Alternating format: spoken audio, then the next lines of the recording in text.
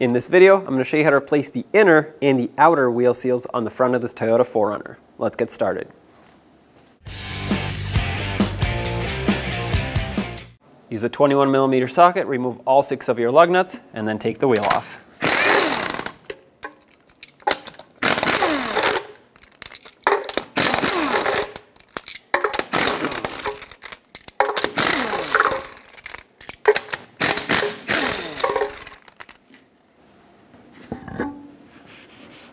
They make a special tool to remove these, but if you don't have it, you can just use a screwdriver or a chisel, whatever you have. Basically, you want to get in this lip here, try to separate the cap from the hub, because we need to remove the axle nut that's hidden behind it.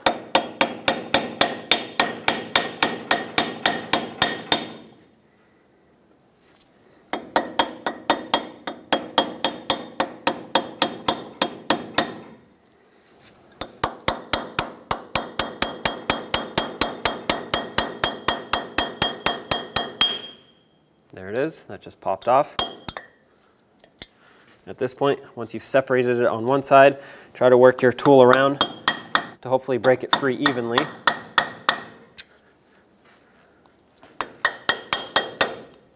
And once you have enough of it broken free, you can start prying it gently. And switch to a pry bar. There we go. A lot of times these are kind of stuck in place.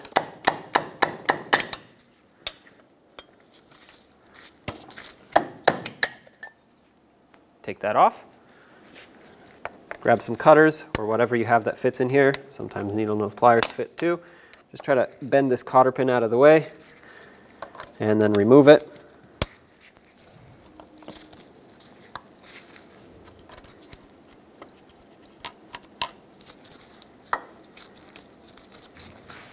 I'm just going to cut it. We're going to use a new one anyway. Always use a new cotter pin. Take that out.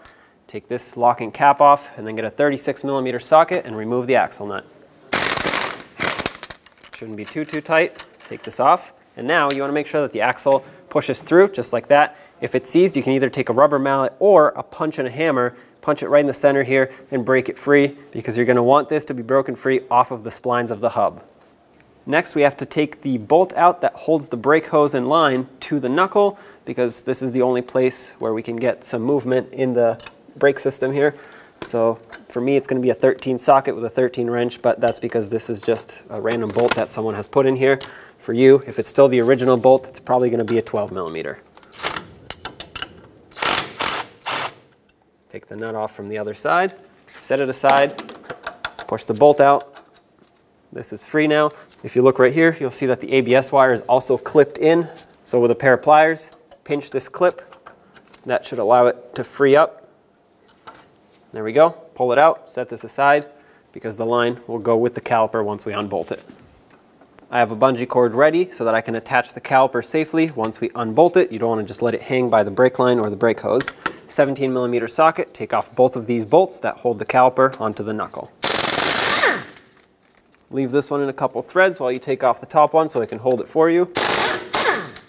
Take this one off completely, set it aside, take the bottom one off. Slide the caliper off, make sure the rotor doesn't fall, and then we'll hang it to the side over here with our bungee cord. Now take the rotor off. Ours is new, so it's not stuck on here. A lot of times these will get stuck, but of course, when you reuse the rotor, you don't want to hammer on the surface. So to break it free, if yours is stuck, just hammer in between the studs, but make sure you don't hit the studs. Next, we have to remove the ABS sensor from the knuckle. Ours might not come out. I'm going to give it a try, but if it doesn't, I'm going to have to unplug it from the other end. However, if it does come out, it'll be easier to take this out of here. 10mm socket, remove this bolt. Try to be gentle with it. If it's stuck, try to work it back and forth and spray some rust penetrant, because if this breaks in the knuckle, you're going to have to drill it out. Once you take this out, this is where we're going to have the fight. Try not to crush this ABS sensor, but take some pliers and gently work it back and forth. If it does break free, I'm going to try and spray some penetrant in here to help it out.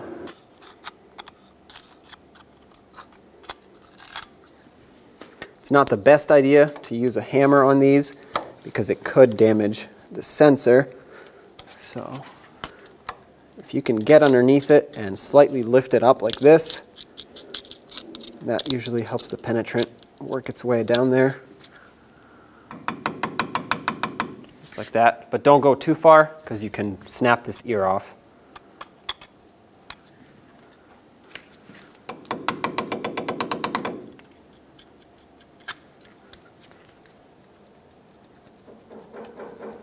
Okay, there we go. That's progress. Now take a pry bar underneath it and try to pry it up as you wiggle it back and forth. Don't pry too much because it will break.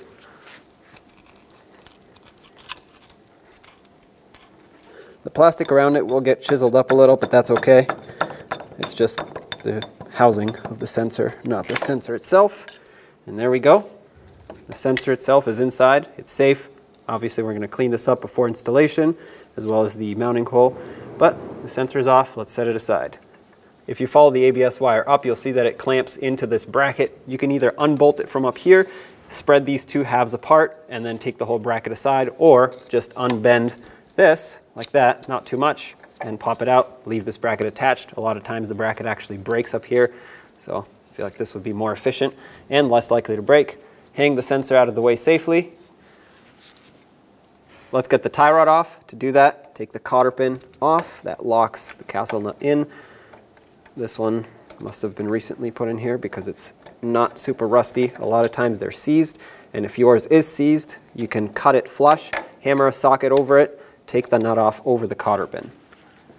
19mm socket. I'm going to give this a little rust penetrant here so it can hopefully slide off a little easier.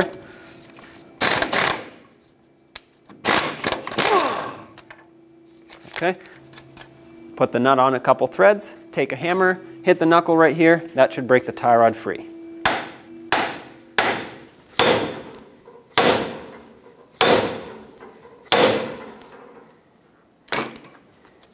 Take this off, pull the tie rod away. Let's take the upper ball joint off of the control arm, remove the cotter pin. This one's old and rusty, so we most likely will have to break it off of here because it's going to be stuck inside of the stud.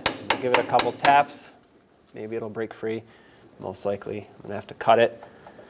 Yeah, that just broke off. I didn't even cut it. So, having said that, let's hammer a socket on top of it. This is going to be a 19mm in size, and put the socket on. Put a big breaker bar on it. There we go. Okay. Put it back on a couple threads so that we can break this free without the knuckle falling down uncontrollably. Leave that like that. Take a hammer, tap the control arm right here.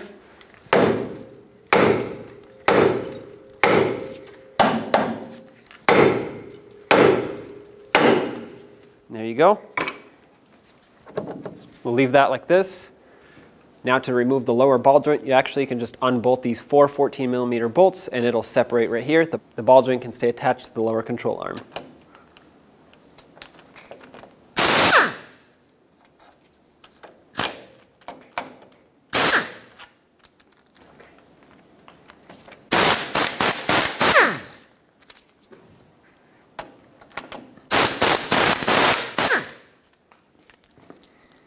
Now you can take a pry bar, and there you go, pop it free.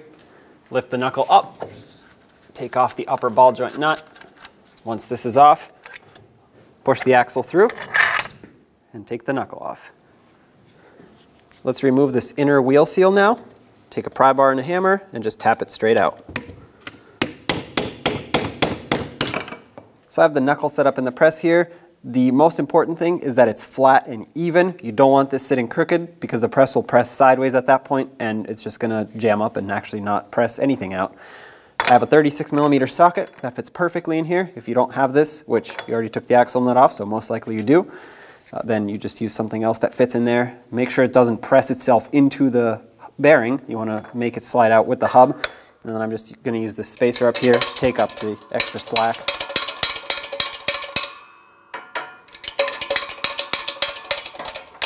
Okay, let's press down until the hub comes out the other side.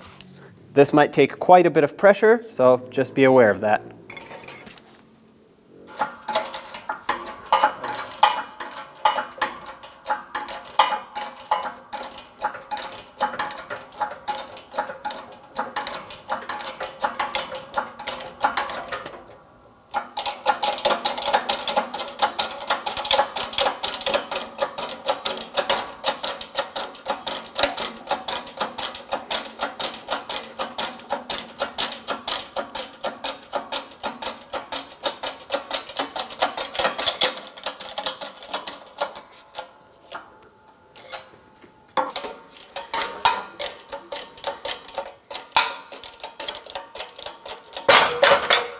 There we go. The hub popped out.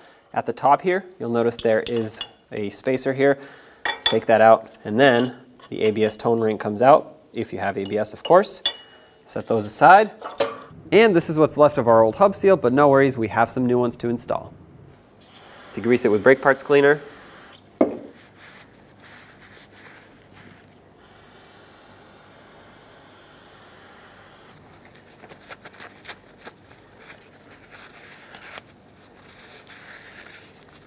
Make sure the surface is somewhat clean and doesn't have a lot of rot buildup for the new seal to go on here. Now, take this new seal and try to start it as flat as possible and just tap it on. However, when you tap it, don't tap on the rubber part. Try to get the metal sleeve, go at an angle like this.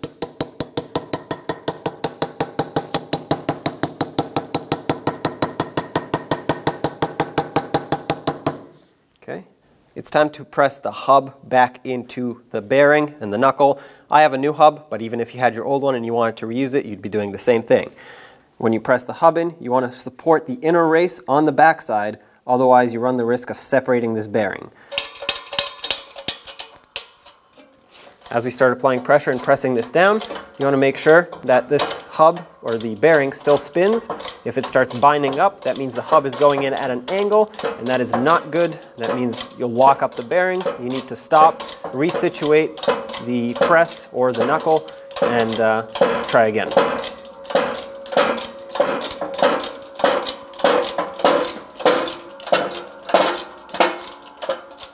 Oh, that just bottomed out right there. Now, let's get these two pieces pressed in. The ABS tone ring slides right on. However, what locks it in is this right here. And you can either tap it on with a hammer at this point, but I'm on the press, so I might as well just press it on really quick. Okay, here we go. This shouldn't take a lot of force. That's it. That just went on. I'll give it an extra squeeze. There we go. Don't crush it down too much because you will be pressing into the inner race and the inner seal of the wheel bearing if you go too far. Now let's get the new seal installed. Now let's put this seal in. Before you put the seal in, make sure that this surface here is clean, so it's not going to drop down in right away. You're going to have to seat it slightly. Be very gentle because you don't want to bend this part out. What I'm going to do is once I tap it slightly with a hammer, I'm going to take a flat punch and go on this inner lip here. This is going to have a lot more surface area to press down than this.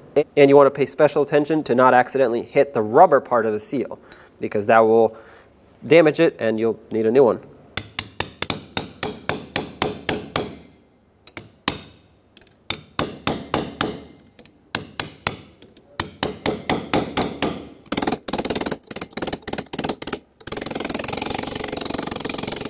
That's seated perfectly. I went around a couple times to make sure that it's even on all sides. So now let's go put this in the vehicle. Now let's get the knuckle back onto the vehicle, put the ball joint through, put the nut on, press it in as much as you can, and drive the nut down. Of course, we're going to snug it up and torque it to 80 foot-pounds. That's 80 right there. However, if the cotter pin slot does not line up with the hole on the stud, always tighten it to line it up and not loosen. Once that's lined up, put the cotter pin in, and then we'll bend it over to lock it in.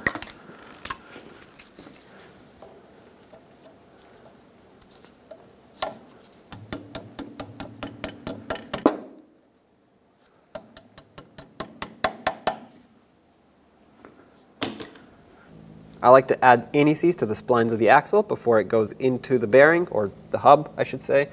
Don't apply too much, just a light coating. This will prevent the axle from seizing in there over time. That should be good.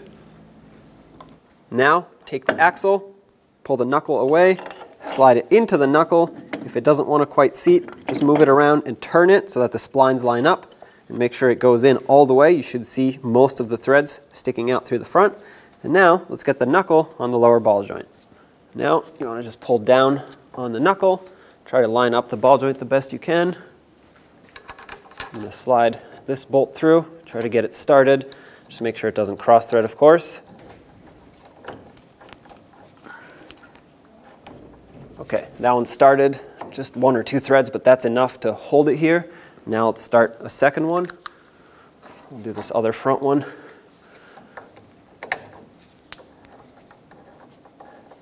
Perfect, this one started as well. Make sure they're going in smoothly. Let's put the 2 rears in, and then we'll snug them all up. With the 2 fronts lined up, the rears are more likely to be already lined up.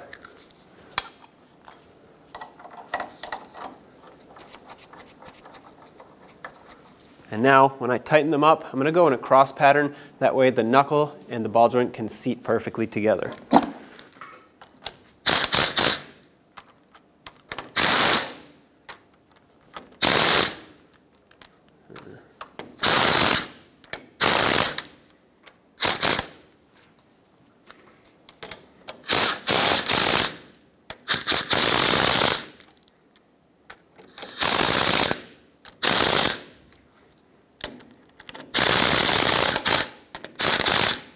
Okay, let's torque them. 59 foot-pounds for all 4 of these bolts.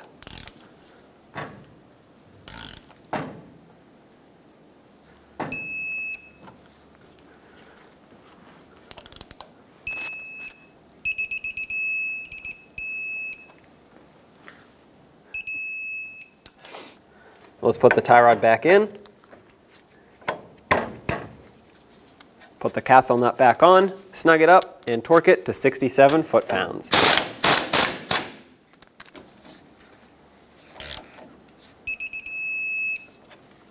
Make sure the cotter pin slot lines up. If it doesn't, continue tightening and not loosening to get it to line up.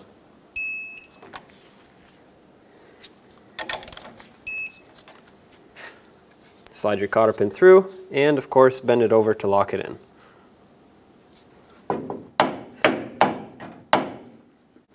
Let's get the ABS sensor in. I like to put a little bit of silicone paste right where the O-ring goes.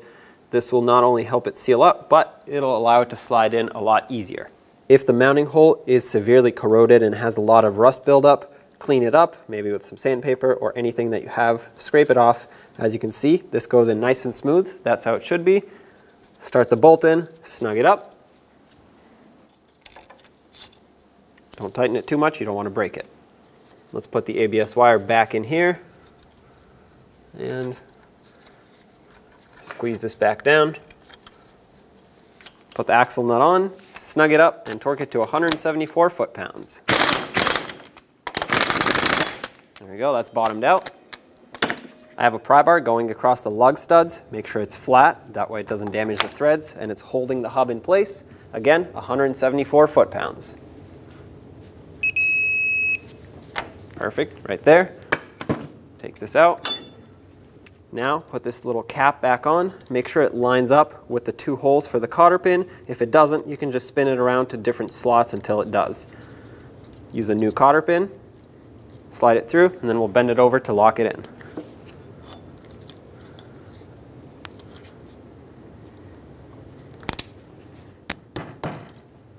Let's put this cap back on. I like to put a little bit of grease. I'm using silicone paste, but you can use whatever grease you have, or RTV, and this will not only allow it to slide on a lot easier, but it'll seal up perfectly and it will prevent water from making its way in there.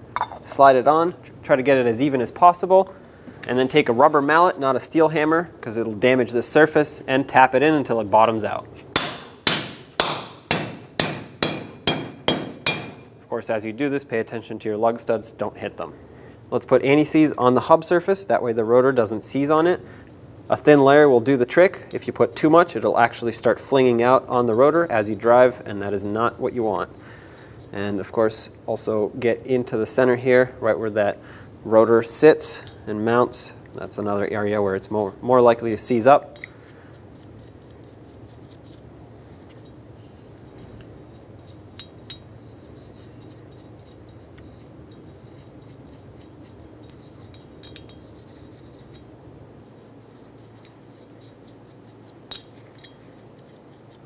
Perfect. It's time to put the rotor on. I have a new rotor, but if you don't, check this mating surface here to make sure there's no raised areas from rust buildup. If there are, sand them down to make it flat. If you put an uneven surface on here, you'll have braking issues in the future. Slide this on, and I'm going to put a lug nut on so it can hold the rotor on for me, otherwise it's going to want to keep falling off. Just thread it on by hand, bottom it out. Let's get the brake caliper back on. Make sure the pads are pushed out as much as they can be so they're out of the way of the rotor. Slide it on, line up the 2 bolt holes, and start the 2 bolts in. Bottom these out and then torque them. 90 foot-pounds is the torque for both of these bolts. That's 1. And 2. Let's reconnect the ABS wire to this bracket, and now resecure the bracket to the knuckle. Put this bolt in. I have a nut that goes on the other side. I'm going to hold the nut with a 13 and tighten the bolt. Again, for you, it's probably not going to be a 13 millimeter.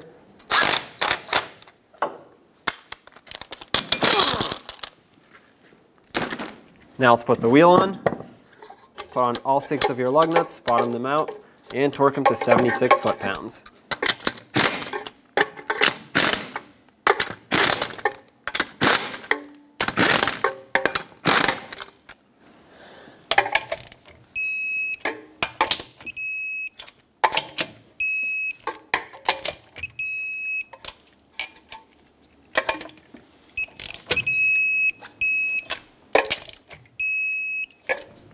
After finishing this repair, it's important to have an alignment done on your vehicle.